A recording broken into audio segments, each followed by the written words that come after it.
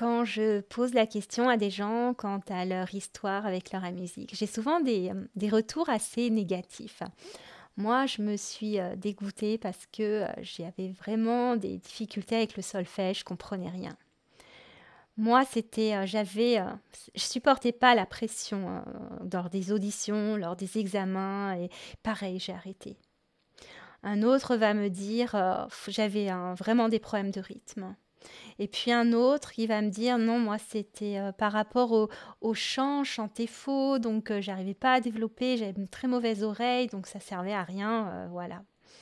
Et puis d'autres expériences diverses, j'ai plein, plein d'exemples comme ça. Alors moi, je pense que le problème, il est vraiment lié à des méthodes d'apprentissage qui sont pas du tout adaptées à tout le monde et qui vont de ce fait engendrer des croyances limitantes du genre je ne suis pas capable, c'est pas pour moi.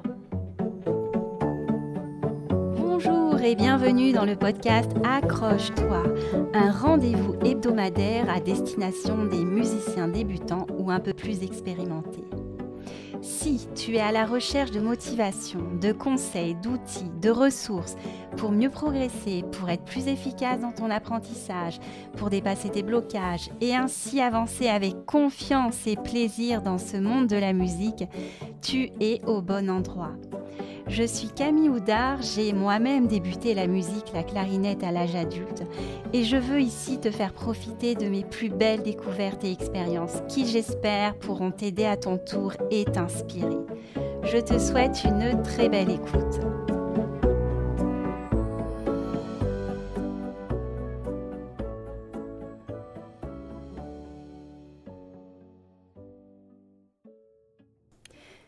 Salut, comment vas-tu? Salut. Sol, do, ré, mi, ré, do, sol, do. Salut, j'espère que tu vas bien. Alors moi, il y a un an, j'étais encore en train de me poser la question quand est-ce que je vais réussir à sortir ce podcast. Allez, oui, le mois prochain. Et je ramais, c'était vraiment difficile parce que j'étais bourrée de croyances limitantes sur mes capacités quant à ma capacité de pouvoir parler en public, de pouvoir rédiger un texte, de pouvoir bien m'exprimer.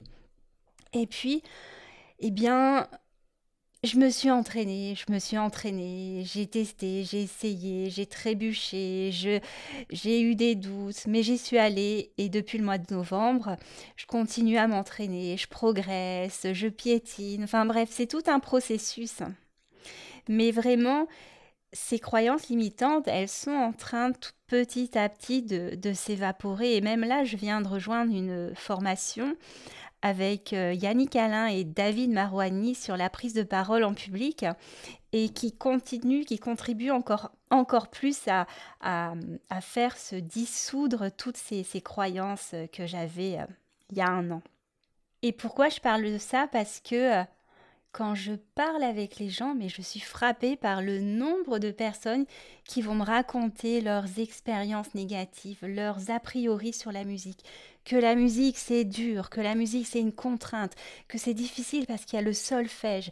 Il y en a qui ont des blocages par rapport à la lecture, il y en a qui ont des blocages parce qu'ils ne supportent pas la pression des auditions, la pression des examens. Il y en a d'autres qui ont des blocages parce qu'ils ont des problèmes de rythme, des problèmes d'oreille, qui chantent faux. Et puis il y a aussi les blocages aussi par rapport au fait de chanter. Ça, c'est très, très, très présent. Et ça fait tout ça, ça fait des croyances sur la musique.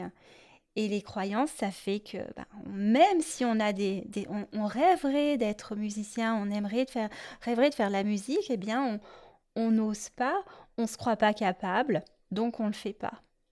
Et c'est tellement dommage parce que moi, bien sûr, j'ai découvert qu'il y avait d'autres façons d'apprendre la musique et qui correspondraient plus à ce type de personnes. Parce que oui, ce que j'ai pas dit, c'est que l'apprentissage de la musique, effectivement, dans les structures classiques, les écoles de musique, les conservatoires, il est vraiment adapté qu'à un type de personne. Il n'est pas adapté à tout le monde. Il est plus adapté à des personnes qui sont assez scolaires, ce qui est mon cas. donc qui comprennent bien le solfège, voilà, qui sont plutôt bons à l'école. Mais il y a toute une catégorie de la population qui a une autre façon d'apprendre. Il y a ceux qui ont besoin de mouvement pour apprendre, qui apprennent plus par le corps, par le canal kinesthésique. Il y en a d'autres que ben, ça ennuie complètement la musique parce qu'ils ont un côté très créatif et on ne propose pas de créer dans ces structures. On reste plus sur de la lecture, de partitions, de l'interprétation de morceaux, l'écriture en solfège, la compréhension de la théorie.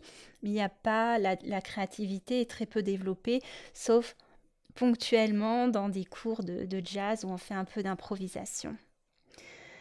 Donc voilà, c'est tout un système qui va à la fois créer des bons musiciens, certes, mais aussi beaucoup de gens qui sont dans des blocages, dans des doutes, dans de l'échec, de l'abandon, et qui derrière vont regretter ah, si j'avais continué la musique. Puis aussi, ça crée aussi beaucoup d'ennuis, et les enfants, c'est difficile, très difficile de les garder motivés. Moi, j'ai fait l'expérience avec mes enfants. Le premier, au bout de 2, 3 ans, il a arrêté parce qu'il s'ennuyait en solfège. Il avait plus envie d'aller dans des choses, il est très créatif et il est parti vers le théâtre. Le deuxième, il était prêt à arrêter, puis j'ai trouvé une autre structure où, où le solfège est beaucoup plus ludique, où on frappe des mains et il progresse énormément et là il prend du plaisir. Donc voilà, moi je pense qu'il y a vraiment un problème au niveau de l'enseignement.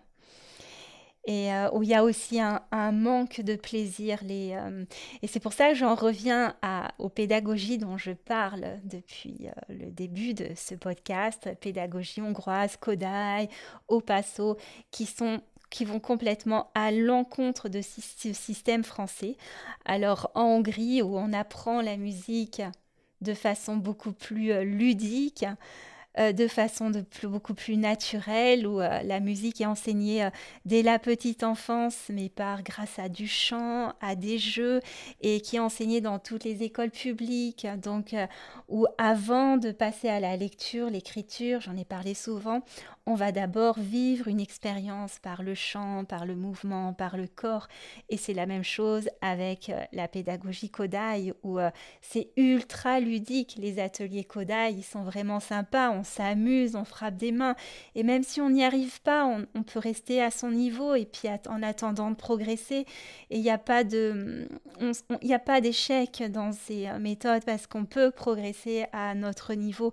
Et c'est surtout qu'on valorise plus tout ce qui est créatif parce que ça amène la créativité, ça amène beaucoup plus la réflexion parce qu'on part d'une expérience et on est amené, grâce à cette expérience, à découvrir les notes, mais en réfléchissant soi-même, le rythme, sans qu'on nous dise ça c'est une noire, ça c'est des croches, ça c'est un do. Non, on écoute, ah c'est plus une note plus grave, ça c'est une note plus aiguë, ah ça doit être do. Et là c'est comme ça qu'on distingue, ah ça doit être des croches, tac tac. Et c'est vraiment une autre forme d'apprentissage qui est beaucoup plus ouais, dans le jeu, dans le challenge. Ah, il faut découvrir les notes, c'est quoi, tatin.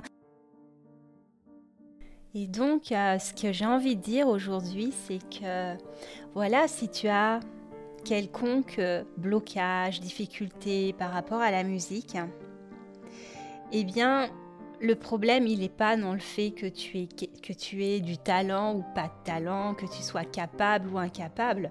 Le problème, il vient plus des méthodes d'apprentissage, j'en suis convaincue, et de ce fait des croyances limitantes que tu as pu développer à ton égard. Si par exemple tu te dis ah non mais le rythme c'est vraiment pas pour moi, j'y arriverai jamais, ou il va falloir que j'y passe des années et encore je suis même pas sûre d'y arriver. Eh bien, moi je pense que c'est pas possible, que tu peux y arriver avec des bonnes méthodes. Et si tu connaissais la méthode Au Passo, tu verrais que au bout de quelques semaines, quelques mois, grand maximum, tu verrais déjà des énormes progrès qui te donneraient envie de continuer et qui petit à petit t'amèneraient à à revoir toutes ces croyances limitantes qui sont elles-mêmes un énorme frein. Dans mon cas, par exemple, par rapport à la prise de parole en public, j'avais toutes ces croyances, mais au fur et à mesure, le fait de m'entraîner et puis de trouver les bonnes méthodes, c'est pour ça que je fais une formation en ce moment, parce que j'ai encore besoin d'outils pour m'améliorer, pour mieux structurer mon discours, etc. Et donc, et tout doucement, je sens que mes croyances à mon égard, elles sont en train complètement de s'évaporer. La Camille d'il y a un an, c'est pas la Camille d'aujourd'hui, il y a un an, mais j'arrivais même pas à écrire un texte sans y passer des heures. J'étais beaucoup plus dans le perfectionnisme. Là, parler comme ça dans ce micro sans avoir de texte à lire, c'était complètement mission impossible. Et je pense que c'est vraiment la même chose en musique. Des bonnes méthodes et revoir son système de croyances. C'est indispensable. Alors maintenant, si tu es en Corrèze, sache que j'organise des ateliers à la journée. Le premier a lieu le 16 avril, c'est un dimanche. Et dans ces ateliers, j'ai envie de te montrer des méthodes d'apprentissage qui sont différentes, des méthodes actives basées sur l'expérience du chant, du mouvement, du corps, et donc où je vais te faire découvrir la pédagogie Kodai, la méthode Opasso, et on pourra parler de plein de choses diverses et variées. En fonction, tu peux venir avec tes difficultés et on en parlera et je te donnerai comme ça des idées, d'outils à mettre en place pour les dépasser. Et puis ça va être un atelier évidemment où on va prendre du plaisir, on va s'amuser, on va faire des jeux, on va chanter des chants simples à plusieurs voix, des canons, peut-être on va faire des percussions corporelles, frapper des mains avec la méthode Opasso.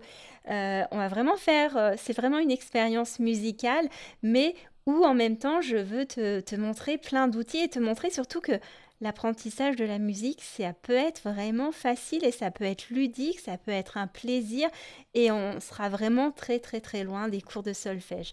Après, c'est pas nécessaire d'être instrumentiste, il n'y a pas besoin d'avoir des expériences. Ça peut être juste comme ça pour toi une découverte de la musique ou un moyen de revenir vers la musique sans que tu aies d'envie de jouer d'un instrument, devenir chanteur, juste pour le plaisir et reprendre confiance. Voilà, moi ce que j'ai vraiment envie, c'est de redonner confiance à tout le monde et de montrer que ouais, la musique, c'est facile et c'est un plaisir. Voilà. Maintenant, si tu veux en savoir plus sur cet atelier, je t'ai mis un lien dans les notes de l'épisode. Donc maintenant, on en vient à l'exercice du jour. Euh, En début d'épisode, je t'ai chanté da, da, da, da, sol, do, ré, mi, ré, do. Alors la tonique, c'est le do. Et on va aller chercher le sol qui est un peu plus grave. Et ça, on l'entend beaucoup dans les musiques. D'ailleurs, c'est comme ça que commence la Marseillaise. Parce que ce sol, do, c'est une carte de la même façon que le do, fa, on l'avait vu dans un autre épisode, c'est une carte. Une carte, ça veut dire qu'entre les quatre notes, entre les deux notes, do, ré, mi, fa, on compte quatre notes. Do, ré, mi, fa, ça fait 4.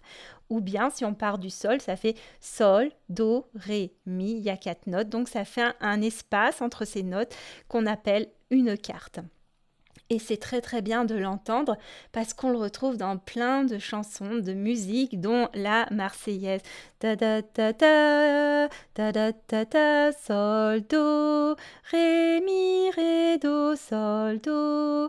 Do, sol, do, ré, mi, ré, do, sol, mi, ré, do, sol, do. Donc, je t'invite aujourd'hui à bien essayer de le chanter le plus possible, ce sol, do, ré, mi, ré, do, sol, do, sol, do, do, sol. Ça te permettra aussi de mieux reconnaître la carte et puis de bien entendre cette tournure où on a la tonique, le do, mais on va aller chercher le sol qui est une note plus grave. Ta, ta. Voilà, voilà. Eh bien, écoute, je te remercie pour ton écoute. Cet épisode est terminé. Alors, comme d'habitude, je te dis de bien penser à t'abonner.